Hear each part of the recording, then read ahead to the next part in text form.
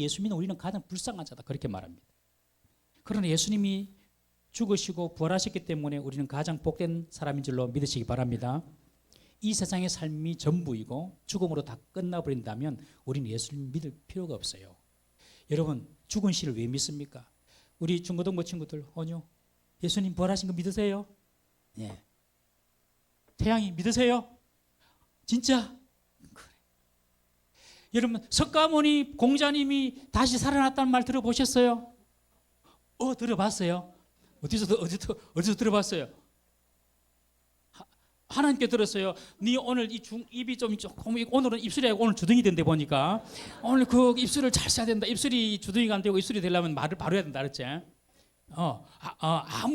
아무도 석가모니가 또 혹은 공자가 살아났다고 말하지 않아요. 불교 성도들도 그렇게 믿지 않아요. 예수님만 다시 살아나시고 부활하신 거예요. 여러분 그래서 아무도 살아난 사람도 없고 다시 이전에 예수님 이전에 부활한 사람도 없고 그렇기 때문에 이 부활이라는 것이 잘 안 믿어져요. 생소해요. 그래서 교회 다니는 사람 중에서도 내가 교회 다니는데 예수님께서 내 죄 때문에 십자가에 죽으신 것은 내가 알겠는데 그 예수님이 다시 죽었다가 살아난 것은 부활은 못 믿겠다. 이런 사람도 있어요. 예수님을 가만히 보니까 예수님이 죄가 있는 분은 아니야. 죄는 없는 분인데 그분이 죽었으니 우리 죄를 위하여 십자가 돌아가셨다니까 그까지는 좋아. 그런데 그분이 다시 살아났다? 아니 사람 죽자 말자 썩기 시작하는데 부패하기 시작하는데 냄새 나는데 어떻게 다시 살아나? 그래서 예수님 십자가 죽으신 것은 내가 이해돼. 그런데 다시 살아난 것은 못 믿겠어. 이런 분도 계세요. 오늘 본문에 나타나 있는 여인들도 그런 사람이었어요. 안식 후 첫날 주일날 아침, 오늘 주일입니다. 주일날 아침에 막달라 마리아와 야고보의 어머니 마리아 그리고 살로메, 요한복음에 보면 예수님의 어머니 마리아라는 이름이 성경에 많이 나오죠. 그죠? 왜냐하면 마리아라는 이름이 이스라엘은 아주 우리 순이 말자 이런 영자처럼 아주 흔한 이름이었거든.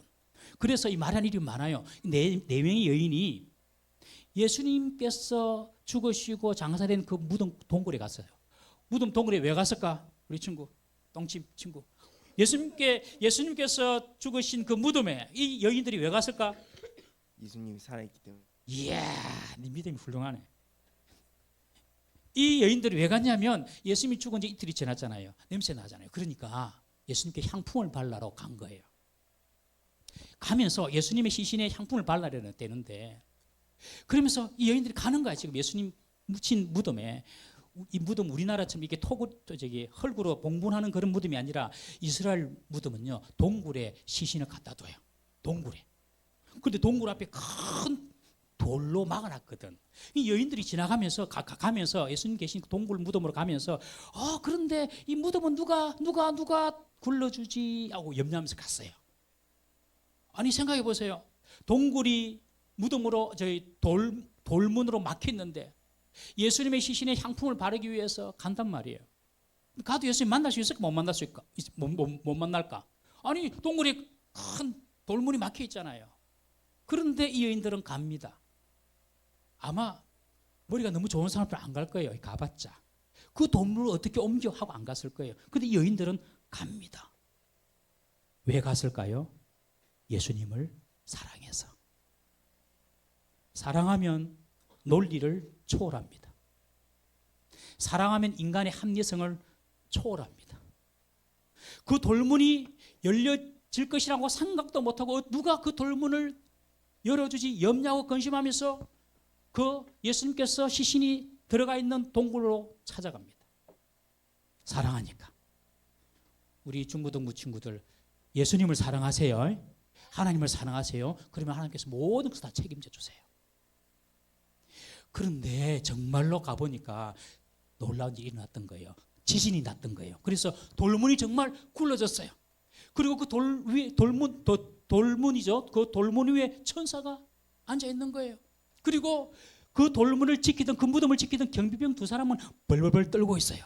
그 천사가 그 여인들을 보면서 그렇게 말합니다. 너희들이 죽은 예수를 만나러 온 줄 내가 안다. 그러나 그 예수님은 그가 말씀하신 대로 다시 살아나셨다. 한번 무덤을 봐라. 그가 말씀하신 대로 다시 살아나셨다. 그리고 너희들은 제자들에게 가서 지금 제자들은 다 도망가고 없거든. 예수님이 십자가 못 박혀 죽으시고 무덤에 들어가니까 끝났다 하고 다 도망갔어요. 너희들은 그 제자들 찾아가서 예수님의 부활을 알리고 다시 갈릴리에서 만나자고 전해줘라. 이 여인들이 예수님이 부활했다는 소식을 듣고 제자들을 알리러 갑니다. 그 길 중에 예수님께서 이 여인들을 만나 주셨어요. 너무 예수님이 반갑고 부활하신 예수님이 너무 기뻐서 그 예수님의 발을 붙잡습니다. 예수님께서 말씀하십니다. 제자들에게 가서 갈릴리에서 나를 다시 만날 것을 알려라. 그리고 나의 부활을 알려라. 여러분, 이 여인들도 예수님이 다시 살아나리라는 것을 상상도 못한 거예요. 그래서 그 시신에 향품을 바르려고 간 거예요. 우리 요한복음 20장 9절 말씀 읽어보겠습니다. 시작. 그들은 세상에 그가 죽은 자 가운데서 다시 살아나야 하리라 하신 말씀을 아직 알지 못하더라. 예수님 다시 살아난다 이거 생각 못하는 거예요. 왜냐하면 예수님 그때까지만 해도 사람이 다시 살아난다 이런 개념이 없었거든요. 뭐 없었어요. 그래서 예수님께서 말씀하셨지만 잘 믿지 못했어요. 예수님 당시에도 부활을 믿지 않았던 사람들이 있었어요. 그 사람 누구냐면 사두개파, 사두개인이라는 사람이 있었는데 이 사람들은요 모세 오경만 딱 믿어요. 그래서 예수님의 부활, 천국, 내세, 영생 이런 거 믿지 않은 사람. 그런데 예수님이 부활을 이야기하니까 아이고 그런 말도 안 되는 이야기 한다고 그러면서 이 사두개인들이 예수님을 시험하려고 예수님께 와서 질문해요. 무슨 질문을 하냐면은 예수님 7 형제를 남편으로 둔 여자가 있었어요. 그런데 큰 형이 죽으니까 둘째 형하고 또 결혼하고 또 둘째 형이 죽으니까 또 셋째 형하고 결혼하고 자녀 없이 그렇게 죽으니까 이스라엘은 그런 법이 있거든요. 그래서 7 형제랑 한 여자가 결혼했어요. 그런데 죽어서 천국 가는데 부활이 했어요. 다 부활해서 살아났어. 그러면 이 여자는 7 형제 중에서 누구의 아내가 돼야 됩니까? 누구의 아내가 돼야 돼요? 누구의 아내? 자기 입장에서는 누구의 아내가 돼야 돼요? 첫째니까 그지? 역시 첫째 그죠? 그런데 예수님께서 그렇게 말씀했어요. 잘 들으세요. 이렇게 말씀했어요. 마태복음 22장 29절 말씀 한번 읽어봅시다. 시작. 예수께서 대답하여 이르시되 너희가 성경도 하나님의 능력도 알지 못하는 거로 오해하였다. 너희들은 성경을 모르는 사람이다. 그리고 너희들은 하나님 능력을 모르는 사람. 딱 2가지 이야기했어요. 왜? 천국에는 부활한 몸은 다시 결혼하는 그런 거 없다.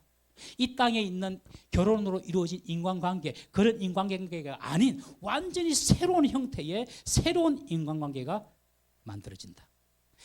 부활이, 천국이 이 땅의 어떤 새로운 재생이 아니라 새로운 완전한 창조다. 완전하게 새롭게 변하는 것이지 이 땅에처럼 결혼하고 이런 거 없다. 그러니 너희들은 성경을 모른다.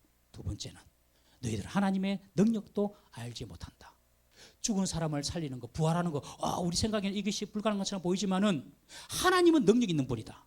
여러분들, 하나님은요 사람을 만드실 때 먼지 하나로 사람을 만드셨어요. 먼지. 창세기 보면 흙이 나오는데 이 흙이 사실은 먼지예요. 먼지. 영어로 dust. 먼지. 그 먼지로 사람을 만드신 분이에요. 하나님 말씀 한마디면 온 우주가 만들어져요. 그런 하나님께서 죽은 사람 살리는 것 유가 됩니까 안 됩니까? 문제가 됩니까 안 됩니까? 문제될 게 하나도 없어요. 너희들은 하나님 능력을 모르기 때문에 죽은 사람이 살아난다 이걸 못 믿는 거다. 부활은 하나님의 능력이다. 한번 따라해 볼까요? 부활은 하나님의 능력이다. 우리가 부활을 믿지 못하는 것은 하나님 능력을 믿지 못하고 인간적인 능력과 한계 속에서만 생각하기 때문에 그렇습니다. 그리고 예수님께서 6절에 보면 천사가 이 여인들에게 그렇게 말하죠. 6절에 뭐라고 말합니까? 예수님은 너희들이 찾는 그분은 이곳에 계시지 않고 그가 말씀하신 대로 살아나셨다. 부활이 잘 안 믿어질 수 있어요. 그러나 예수님이 부활하겠다고 말씀하셨어요. 예수님이 말씀하셨어요. 그래서 우리는 부활을 믿습니다. 왜냐하면 지금도 우리는 예수님 말씀이 진실인 줄 믿고 오늘도 그 말씀 붙잡고 살아가거든요. 그러니 내가 살아나겠다 말씀하신 그 예수님께서 그렇게 말씀하셨기 때문에 부활은 사실입니다. 무덤이 비어있기 때문에 예수님께서 부활하신 것 물론 그렇게도 볼 수 있어요. 예수님께서 부활하시고 난 뒤에 500명이나 사람들이 봤기 때문에 부활한 몸을 본 증인들이 있기 때문에 예수님이 부활했다. 예, 그럴 수도 있어요. 그러나 진짜 부활인 이유는 예수님이 그렇게 다시 살아나겠다고 말씀하셨기 때문에 여러분 이곳에 예수님의 말씀을 믿지 않는다면 이것에 우리가 있을 이유가 없잖아요. 여러분 예수님은 말씀대로 부활하셨습니다. 믿으시기 바랍니다. 그런데 이 부활의 영광은 누구에게 찾아오냐면 십자가를 지고 죽을 때까지 주님을 따르는 자들. 죽음 이후에 부활의 영광이 찾아온다는 사실을 우리는 알아야 돼요. 십자가에 죽지 않았다면 부활의 영광을 볼 수가 없어요. 중국에 오늘 우리 중고등부 친구들이 드라마를 했는데 실제로 그런 일이 있었어요. 중국의 모태똥이라는 못된 사람이 유명한 사람이기도 한데 이 모태똥이가 중국을 다스릴 때에 이 사람들은 문화혁명이라는 그런 어떤 캐치프레이즈를 걸고 중국 안에 있는 모든 서양 문물을 다 배척인 거예요. 그래서 그 중에 누가 있으면 선교사도 있었고 복음도 있었고 성경도 있었어요. 교회도 있었어요. 교회 이거 우리 공자 선생님 유교 문화 아니다. 공산주의 일어나도 맞지 않다. 전부 다 폐쇄해라. 그래가지고 모태똥이가 예수 믿는 사람들을 총살시키고 죽였어요. 어느 협동 농장에 300명의 그리스도인들이 있었습니다. 그런데 예배 금지 명령이 떨어졌어요. 그런데도 불구하고 그들은 예배했습니다. 어느 날 공산당원이 총을 들고 찾아왔어요. 예배하는 자들은 모두 총살이다. 그러니 그 교회에 있던 수장노님이 나서서 내게 천국 갈 기회를 먼저 주세요. 그리고 적결 처분 총살 그 자리에서 죽었습니다. 그 다음 주 뭐였을까요? 뭐였을까요? 또 모였어요. 또 모였어요. 그리고 또 공산당이 총 들어와서 또 총을 쪼고 쏴 죽인 거예요. 그 다음 주 또 모인 거예요. 이 공산당원이 결국에는 포기하고 손 놓고 그 교회는 그냥 연루에 제외시켜버린 거예요. 그 문화혁명 때에 교회를 박해하고 예수 믿는 사람을 죽였던 그런 사건들을 인터뷰 형식으로 만들어진 DVD가 있습니다. 그것이 뭐냐면 Jesus in China라고 여러분 유튜브에 Jesus in China 쳐보면 1시간 반 정도 그때 당시에 사람들의 감정이 다 있어요. 핍박받았을 때 그리고 고통받았을 때 그 감정들이 Jesus in China라는 그런 유튜브에 지금도 올라와 있습니다. 여러분 지금 기독교 인구 중국에 있는 기독교 인구가 얼마인 줄 아세요? 우리 너무 윤호 중국에 예수 믿는 사람이 몇 명인 줄 아니? 자, 어찌 알았어? 1억 넘어요. 1억 맞아요. 거의 1억 우리나라 인구보다 많아요. 이렇게 중국에 거의 1억이 넘는 사람들이 예수 믿게 된 것은 바로 이런 십자가를 지고 가면서 숭배했던 믿음의 선배들이 있었기 때문에 그렇습니다. 여러분 부활의 영광은요 반드시 죽음이라는 절망의 과정을 통과해야 한다는 사실을 우리는 알아야 됩니다. 예수님께서 십자가에 죽으시고 아리마대 사람 요셉이라는 사람이 자기의 동굴에 예수님을 장사 지냅니다. 예수님을 거기에 묻어둡니다.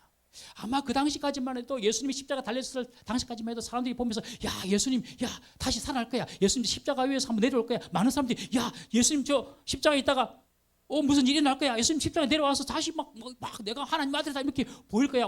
그렇게 기대했던 사람도 있었어요. 그런데 예수님이 그냥 십자가에서 죽어버렸어요. 그리고 죽고 난 뒤에 무덤에 그대로 장사돼 버린 거예요. 끝났어요. 완전히 끝났어요. 정말 마지막까지 예수님이 뭔가 반전을 좀 보여주기를 기대했던 사람들도 예수님이 십자가에 죽으시고 무덤에 들어가는 그 순간 모든 희망은 접었어요. 완전 절망의 시간이 찾아온 겁니다. 그리고 그들은 다시 예수님이 살아날 거라고 생각도 못했어요. 그런데 하나님은 그 시간에도 일하고 계셨고 예수님은 부활을 준비하고 계셨습니다. 내가 생각하는 시간이 끝이 나고 그리고 내가 믿는 가능성이 끝이 나고 내가 계획한 모든 것이 다 뒤틀려지더라도 하나님은 여전히 그곳에서 일하시고 역사하고 계심을 믿으시기를 바랍니다. 성경의 인물을 통해서도 우리는 그런 교훈들을 많이 얻습니다. 우리 로마서 4장 19절 말씀 한번 읽어보겠습니다. 로마서 4장 19절 준비 시작. 그가 백세나 되어 자기 몸이 죽은 것 같고 사라의 태가 죽은 것 같음을 알고도 믿음이 약하여지지 아니하고 아브라함을 이야기합니다. 아브라함이 이삭을 낳을 때에 그의 몸이 100세였어요. 아내는 90세였어요. 도저히 자녀를 낳을 수가 없어요. 아브라함도 생각했어요. 내 몸은 끝났다. 아기를 낳을 수 없다. 사라의 태도 그냥 다 다쳐가지고 이제는 다 늙어서 안 된다. 아기 못 낳는다. 그렇게 생각한 그 절망의 시간에 하나님은 이삭을 주신 것입니다. 이런 부활의 믿음, 부활의 능력이 무엇입니까? 인간적으로 도저히 안 되고 인간적으로 도저히 절망이라고 생각하는 그 시간에 하나님이 역사하시는 역전의 능력이 바로 부활의 능력임을 믿으십시오. 그래서 그리스도인들은요 어떤 상황에서도 절망해서는 안 됩니다. 왜냐하면 그 순간에도 주님은 일하고 계시기 때문에 그렇습니다. 1885년 4월 5일에 우리나라에 처음 선교사들이 들어왔어요. 아펜젤러 선교사와 언더우드 선교사가 인천 제물포에 도착을 했습니다. 그때가 바로 부활주일 아침이었어요. 놀랍죠? 부활주일 아침에 우리나라에 복음이 시작이 된 거예요. 그때 보면 언더우드 선교사와 아펜젤러가 이런 기도문을 하나님께 올립니다. 한번 들어보세요. 제가 전문을 읽어드리지 않냐고 발췌해서 읽어드릴게요. 언더우드가 그렇게 이야기합니다. 주여, 지금은 아무것도 보이지 않습니다. 주님, 메마르고 가난한 땅, 나무 한 그루 시원하게 자라오르지 못하는 이 땅에 저희들을 옮겨 앉히셨네요. 보이는 것은 고집스럽게 얼룩진 어둠뿐입니다. 어둠과 가난과 인습에 묶여 있는 조선 사람들 뿐입니다. 그런데 그들은 왜 묶여 있는지도, 왜 이런 고통을 당하고 있는지도 알지 못하고 있습니다. 의심부터 하고 화부터 냅니다. 조선 남자들의 속셈이 보이지 않습니다. 이 나라 조정의 내심도 보이지 않습니다. 그러나 주님, 순종하겠습니다. 겸손하게 순종할 때 주께서 일을 시작하시고 그 하시는 일을 우리의 영적인 눈이 볼 수 있는 날이 올 줄로 믿습니다. 그리고 아펜젤러 선교사는 이렇게 기도합니다. 주님, 부활절 아침 이곳에 도착했습니다. 오늘 죽음의 철장을 산산히 깨뜨리시고 부활하신 주님께서 이 나라 백성들을 얽어맨 결박을 끊으시고 하나님의 자녀가 누리는 빛과 자유를 허락해 주시옵소서. 여러분, 이 선교사들이 이런 기도를 부활주일 아침에 1885년 4월 5일 날 했던 거예요. 그 기도가 오늘 이루어진 겁니다. 여러분, 전 세계를 보더라도 우리 한국 교회만큼 부흥하고 잘 되는 나라가 없어요. 그리고 실제로 우리나라가 너무너무 잘 살아요. 나무 한 그루 시원하게 자라오지 못한 이 땅, 다 일본 사람들이 좋은 나무 다 베어갔잖아요. 제대로 된 나무 하나 없는 한 그루 없는 이 땅이 지금은 세계 경제 대국 10위가 되고 있습니다. 하나님 은혜입니다. 아무리 절망스럽고 힘든 가운데서도 믿음의 기도, 믿음의 소망, 부활의 소망을 잃지 마시기를 주의 이름으로 축복합니다. 오히려 부활의 생명과 능력은 가장 절망적인 그 순간을 통과해야 하는 것입니다. 우리가 살아갈 때에도 기대가 꺾이고 이게 끝이다 하는 절망의 시간을 경험할 때가 있죠. 우리 학생들은 시험 쳤는데 시험 못 치고 대학 떨어지고 그럼 절망이다 싶어져. 괜찮아요. 하나도 걱정하지 마세요. 그러다고 공부하지 말고 뭐 게으르게 놀아라 이 말 뜻 아니에요. 여러분들이 교회한 것이 안 되고 실패한다 하더라도 절대로 절망하지 마세요. 그때 하나님께서 역사하기 시작합니다. 하나님은 하나님의 계획을 갖고 계세요. 그러므로 우리는 그 믿음으로 그냥 주님 붙잡고 끝까지 나아가기만 하면 되는 거예요. 예수님께서 말씀하셨습니다. 나를 따라오려거든 자기를 부인하고 자기 십자가를 지고 나를 따를 것이니라. 예수님 따라가려면 내 십자가를 지고 그냥 묵묵히 가는 거예요. 그 십자가가 아내일 수도 있고 남편일 수도 있고 부모님일 수도 있고 자녀일 수도 있고 혹은 내 질병일 수도 있고 혹은 내 죄성일 수도 있고 무엇이더라도 그 십자가를 포기하지 말고 그 십자가를 지고 끝까지 믿음으로 주님 따라가면 그 십자가의 끝에 부활의 생명, 부활의 영광이 보일 줄 믿으시기를 바랍니다. 그래서 우리 성도님들은 어떤 문제 앞에서도 좌절하거나 절망하지 마세요. 우리 친구들 한번 따라해 봅시다. 다음에 또 잘하면 된다. 예수님께서 부활하셨기 때문에 여러분들 어떤 순간에도 어떤 상황에서도 다시 시작할 수 있어요. 이 사실을 잊지 마세요. 꼭 믿으세요. 이 사실을. 조금만 어려움이 있다고 포기하고 낙심하고 죽어볼까 자살해볼까 이런 생각하면 돼 안 돼? 자살 거꾸로 해봐. 자살 거꾸로. 살자. 예수님께서 부활하신 것처럼 우리 성도들의 삶도 어떤 절망 가운데 새롭게 주님께서 부활해 주를 믿습니다. 여러분 십자가가 있습니까? 낙심하지 마세요. 그 십자가가 여러분들을 살립니다. 십자가는요 고난의 길이 아닙니다. 사실은 영광의 길입니다. 끝까지만 걸어가면 부활의 영광, 부활의 생명을 주님께서 우리에게 허락하실 줄로 믿습니다. 이 부활을 믿는 사람들에게는 사명이 있어요. 이 사명이 뭐냐면 부활의 소식을 알리는 것입니다. 천사들은 여인들에게 말합니다. 지금 도망가서 숨어있는 제자들에게 예수님의 부활을 알리라. 그리고 갈릴리에서 다시 예수님 만날 것을 이야기해 주라. 여러분 어떤 사람은요 죽음 이후에 대해서 잘 모르는 사람이 있어요. 여러분 죽으면 어떤 일이 벌어질까요? 죽으면 어떤 사람은 죽음 이후에 그냥 뭐 끝나지 뭐 죽으면 다 끝이지 뭐 이렇게 생각하는 사람도 있어요. 어떤 사람은 죽고 난 뒤에 가봐야 알지 하고 죽음 이후를 그냥 좀 막연하게 그렇게 생각하는 사람도 있어요. 그러나 우리는 알아요. 죽음 이후에 부활이 있음을 우리는 믿습니다. 죽음은 이 세상 끝이 아닙니다, 여러분. 죽음을 넘어선 부활이 있고 이 세상의 생명이 전부가 아닙니다, 여러분. 영원한 생명이 우리 앞에 있다는 사실을 우리는 알려줘야 하는 것입니다, 여러분. 그래서 우리가 정말 부활의 확신을 가지고 있다면 지금 죽어도 괜찮습니다. 우리가 정말 부활의 믿음을 가지고 있다면 언제 죽어도 괜찮습니다. 정말 부활의 믿음이 있다면 이것을 우리는 알려야 됩니다. 많은 사람들은 모르고 있습니다. 그래서 오늘 부활주일 오후 예배부터 우리는 7주 동안 정말로 이런 교회는 아마 없을 거예요. 정말 전국에도 우리 오순절 예수 성령께서 오시는 그 시간까지 7주 동안 복음을 전합니다. 우리 다 우리 유전부, 초등부, 중고등부 다 오늘로 복음 전합니다. 오늘 천사가 마리아에게 이 부활의 소식을 제자들에게 알리라 이야기한 것처럼 우리도 나가서 주님의 부활을 알리시는 오늘 되기를 주 이름으로 축복합니다.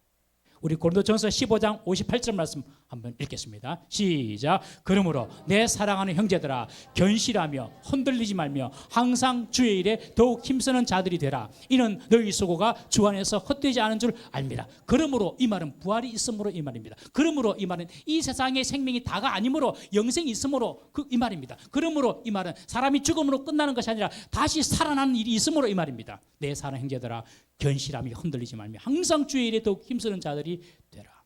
여러분 우리가 부활을 믿어요. 우리 친구들 뭐 때문에 공부합니까? 하나님의 영광을 위해서 공부하십시오. 우리 집에 중학교 1학년짜리가 하나 있는데 니 뭐 때문에 공부하노? 물으니까 돈을 많이 벌려고 공부한다. 돈을 많이 벌어서 어쩌려고? 편안하게 먹고 살려고. 그래서 내가 성경을 찾아서 쭉 이야기 줬습니다. 자문 말씀을 찾아서 줄 거죠. 하나님께서 우리에게 주시는 부는 근심을 겸하여 주지 않느니라. 하나님도 부를 주신다. 네가 열심히 공부해가지고 열심히 노력해가지고 부를 얻을 수 있다. 그러나 세상이 주는 부는 반드시 거기에 근심이 있다. 부작용이 있다. 그러나 하나님이 주시는 부는 부작용이 없다. 사랑하는 성도 여러분, 우리가 주를 위하여서 견실하고 흔들리지 말고 끝까지 주를 위하여 충성하고 봉사하면 부활의 생명뿐만 아니라 하나님께서 우리에게 필요한 은혜도 필요한 축복도 아니 더 풍성하게 부으실 줄로 믿습니다. 이 부활을 믿는 믿음으로 우리 앞에 어떤 역경과 고난이 있더라도 이겨내는 우리 성도님들 그리고 우리 중고등부 우리 다음 세대 되기를 주의 이름으로 축복합니다. 기도하겠습니다. 우리 이제 다 같이 한번 기도하겠습니다.